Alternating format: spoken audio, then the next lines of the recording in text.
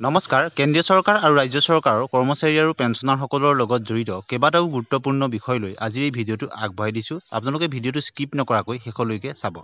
প্ৰথম খবৰটো হ'ল কেন্দ্ৰীয় চৰকাৰৰ কৰ্মচাৰীৰ বাবে ডাঙৰ খবৰ 18 মাহৰ ডিএ বকেয়া শীঘ্ৰে পৰিশোধ কৰিব কেন্দ্ৰীয় চৰকাৰে এই সম্পৰ্কত সম্ভাৱ্য মুক্তিৰ তাৰিখ বিভাগীয় প্ৰতিবেদন অনুসৰি চলিত মাহৰ শেষৰ পূৰ্বে প্ৰথম কিস্তি আউট হ'ব পাৰে কিন্তু প্ৰকৃত তাৰিখ এতিয়াও প্ৰকাশ কৰা হোৱা নাই যদি এই সময়সীমা নিজকে বাস্তৱিত কৰিব লাগে তেন্তে ডিএ বকেয়াই অন্তত কৰ্মচাৰীসকলৰ আৰ্থিক বোজাৰ পৰা সময়মতে সকাহ দিব গতিকে অত্যন্ত এটা গুৰুত্বপূৰ্ণ কৰোনা কালৰ যি 18 মাহৰ ডিএ থাকি আহিছিলে সেই ডিএ সম্পৰ্কত এই গুৰুত্বপূৰ্ণ আপডেট আহিছে এতিয়া আহিছে দ্বিতীয়টো খবৰ সপ্তম দৰমহা আয়োগ মোদী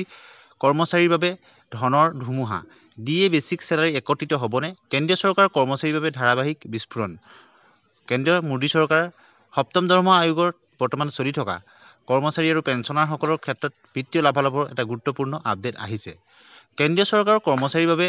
বাম্পাৰ নিউজ হিচাপে ডিএ বা পেঞ্চনাৰসকলৰ বাবে ডিয়াৰনেছ এলাউন্স আৰু ডিয়াৰনেছ ৰিলিফ শেহতীয়াকৈ মোদী চৰকাৰে বৃদ্ধি কৰিছে আপোনালোকে নিশ্চয় গম পাইছে বৰ্তমান 53% কৰ্মচাৰীসকলে তেওঁলোকে বৰ্ধিত ডিএ আৰু পেঞ্চনাৰসকলে ডিআৰ তেওঁলোকে লাভ কৰি আছে জুলাই ডিচেম্বৰৰ পৰা কেন্দ্ৰীয় চৰকাৰৰ কৰ্মচাৰী পেঞ্চনাৰ বাবে ডিএ আৰু ডিআৰ 53% হৈছেগৈ আৰু কেন্দ্ৰীয় চৰকাৰৰ কৰ্মচাৰীসকলে বহুতে তেওঁলোকে 4 মাহৰ বকেয়াও লাভ কৰিছে এগৰাকী জ্যেষ্ঠ বিষয়াই কয় যে যেতিয়াই পঞ্চম দৰমহা আয়োগত 50% ডিএ অন্তৰ্ভুক্ত কৰা হৈছিল তেতিয়া ইয়াক মৌলিক দৰমহাৰ সৈতে একত্ৰিত কৰা হৈছিল ষষ্ঠ দৰমহা আয়োগৰ অধীনত বেচিক চেলাৰী আৰু ডিএ একত্ৰিত কৰা হৈছিল জানুৱাৰী মাহৰ পৰা 2025 চনৰ জানুৱাৰীত যি ডিএ আৰু ডিআৰ বৃদ্ধি হ'ব তাক মাৰ্চ মাহত ঘোষণা কৰা হ'ব গতিকে কেন্দ্ৰীয় চৰকাৰ আৰু ৰাজ্য চৰকাৰৰ কৰ্মচাৰীসকলৰ ক্ষেত্ৰত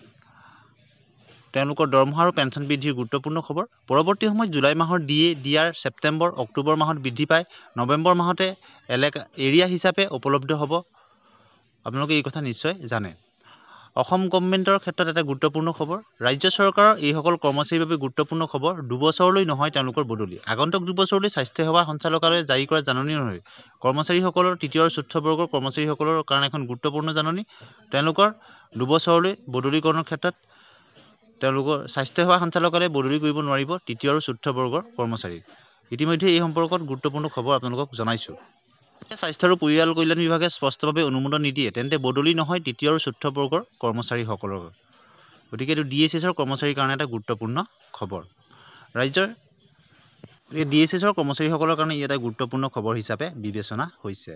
পেঞ্চনৰ নিয়মৰ ডাঙৰ পৰিৱৰ্তন অৱসৰ লোৱা কেন্দ্ৰীয় চৰকাৰৰ কৰ্মচাৰীয়ে অনলাইন মোডৰ জৰিয়তে এই ফৰ্মখন তেওঁলোকে জমা দিব লাগিব অৱসৰ ল'বলৈ লোৱা সকলো কেন্দ্ৰীয় চৰকাৰৰ কৰ্মচাৰীয়ে নতুন একক পেঞ্চন আবেদন প্ৰপত্ৰ 6(8) পেঞ্চন আবেদন দাখিল কৰিব লাগিব এই প্ৰপত্ৰখন কেৱল ভৱিষ্য বা EHRMSৰ 2.0 প্লেটফৰ্ম ব্যৱহাৰ কৰি তেওঁলোকে অনলাইন যোগে পূৰণ কৰি জমা দিব লাগিব গতিকে এই অনলাইন ফৰ্মখন তেওঁলোকে জমা দিব লাগিব কেন্দ্ৰীয় চৰকাৰৰ যিসকল পেঞ্চনাৰ অৱসৰপ্ৰাপ্ত তেওঁলোকে এই কাম ভৱিষ্য বা EHRMS 2.0 প্লেটফৰ্মৰ জৰিয়তে কৰিব লাগিব আৰু কাগজ কলম দাখিল আৰু গ্ৰহণ কৰা নহ'ব বুলি পেঞ্চন এণ্ড পেঞ্চনাৰ কল্যাণে জাৰি কৰা এক অধিসূচনাত প্ৰকাশ পাইছে যিটো পেঞ্চনাৰ ৰাজহুৱা অভিযোগ বা পেঞ্চন মন্ত্ৰালয়ৰ অধীনলৈ আহিছে গতিকে পেঞ্চনাৰসকলে এই কামটো অতি শীঘ্ৰেই তেওঁলোকে কৰাটো জৰুৰী হিচাপে বিবেচিত হৈছে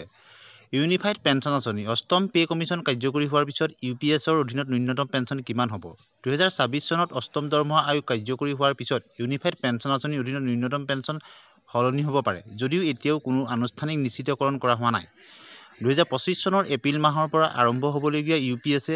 অৱসৰৰ পূৰ্বে গড় দৰমহা 50% পেঞ্চন নিশ্চিত প্ৰদান কৰিছে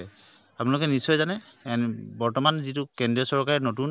ইউপিএছ পেঞ্চন ব্যৱস্থা কৰিছে তাত পেঞ্চন কিমান শতাংশ লাভ কৰিব এই কথা ইতিমধ্যে তাৰ যিটো হিচাপ কেন্দ্ৰীয় চৰকাৰে তেওঁলোকে জনাইছে 2025 চনৰ 1 এপ্ৰিলৰ পৰা কাৰ্যকৰী হ'বলগীয়া ইউপিএছত অৱসৰৰ পূৰ্বে হোৱা 12 মাহত উপাৰ্জন কৰা গড় দৰমহাৰ 50% সমতুল্য পেঞ্চনৰ নিশ্চয়তা প্ৰদান কৰা হৈছে ইয়াৰ ভিত্তিত ফিটমেন্ট ফেক্টৰ 2.86 বুলি ধৰি ল'লে ইউপিএছৰ অধীনত সম্ভাৱ্য ন্যূনতম পেঞ্চন 25,740 টকা পৰ্যন্ত হ'বগৈ গতিকে ফিটমেন্ট ফেক্টৰ কিমান হ'ব সেই কথাটো এতিয়াও নিশ্চিত হোৱা নাই যদি 2.86 ধৰা হয় তেতিয়া ন্যূনতম পেঞ্চন 25,740 টকা হ'বগৈ ধন্যবাদ